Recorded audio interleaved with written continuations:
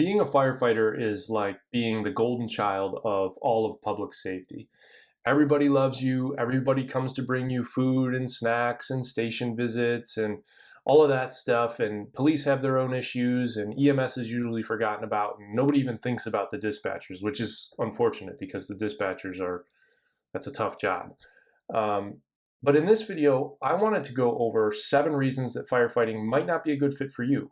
When I first got into firefighting, I didn't know anybody. I didn't have any family connections. I didn't have any friends that were in the fire service. I knew nothing about it. And some of these things are things that I've learned over the years, and some of these things that are things that people just don't really think about when they think about the fire service. So as always, if you like this video, if you find it helpful, click the like button below, subscribe to the channel, and I hope you find this content useful. So we'll get right into it. The first thing is, firefighting might not be for you if you are in it for the money. And I don't mean that in the way that most people say that. There's this old school mentality where if you're here for the money, you're here for the wrong reasons and you shouldn't get into the fire service at all. That's not what I'm saying. What I am saying is whatever reason you choose to join the fire service, maybe the department in your area, it's a very stable job, you know you'll never lose your job and you make a good income and that's for you. Great, and that's your only reason for doing it, do it. Right? Doesn't mean you're going to be a bad firefighter. I'm saying it might not be for you if you're in it for the money in the sense that you want to make a lot of money. Salaries can vary greatly across the country. I mean, salaries can even vary greatly within the same area, depending on department. And I know everybody's seen the stories of California firemen. I think I saw one of some firemen in Nevada that made hundreds of thousands of dollars in a year. But those guys had to have pretty much lived at the station to do that. And that is tough. That sucks. That would get old very fast. And most people might think like, oh yeah, that wouldn't bother me. It would bother you to be locked in that building for as many hours as those guys work to earn that kind of money. So that's an outlier. So if you're in this for the money, this is probably not for you. Number 2, it's terrible for your health. And up until recently, nobody really talked about this. Few reasons it's bad for your health. Number 1, you don't really sleep at night. That's something a lot of people don't realize and don't really talk about. You are up constantly at night. You're up on 1 call, 2 calls, 3 calls, 4 calls. It's a really bad night when they get spaced out perfectly. So every time, as soon as you get back to the station, you're going right back out. Some nights you don't sleep at all. Other nights you might hit the jackpot and you sleep all the way through the night like nothing even happened. But that is very, very rare. And while an all-nighter here or there might not be the end of the world, stack that on top of each other for 10, 20, 30 years, that's really bad for your health in the long run. So there's that. Also, poor nutrition is a chronic problem in the fire service. You might not realize this, but the biggest killer of firemen on the fire ground is heart attack. Not burns, not structure collapse, nothing like that. It's because so many firemen are out of shape and don't take care of themselves properly, that is the biggest killer. I know when I first heard that was shocking to me. Maybe it's shocking to you, I don't know. So being a firefighter as a career generally is not good for your health. Number 3, you're not a people person. Now that doesn't mean that there aren't times that you don't get annoyed with people. Anybody who spent any time working in public safety knows that dealing with the public at large every single day, constantly, day in and day out, in a fireman's case, in the middle of the night when you get woken up, can get very stressful.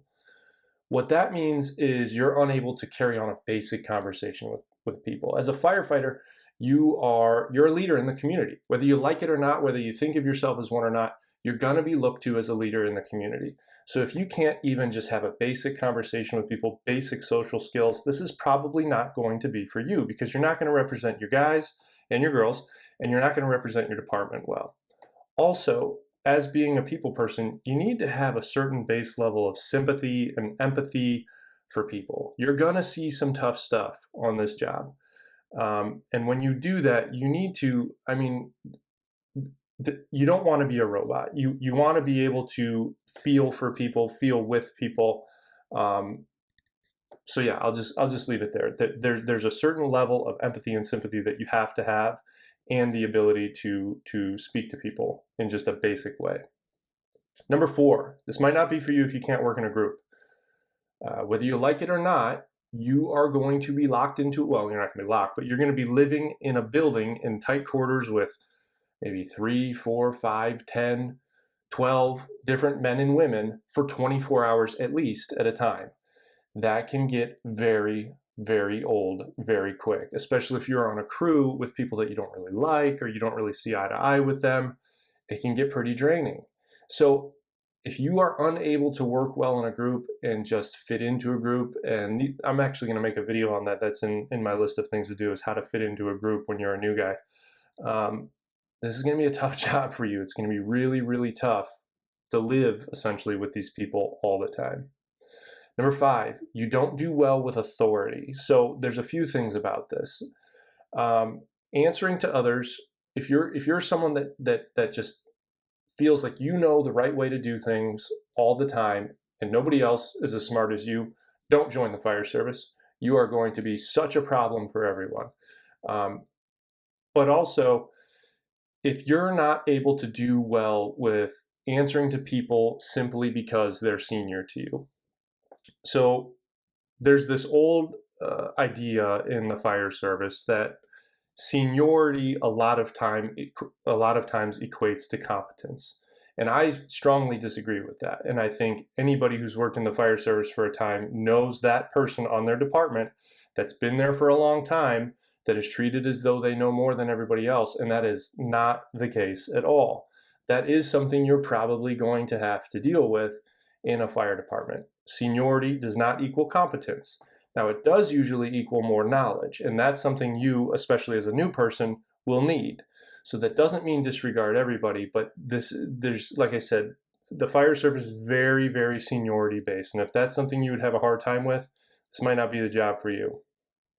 Number 6, you like reinventing the wheel. If that's you, if you're the person that's always looking for new ideas and to implement things quickly and readily and easily, you're going to struggle.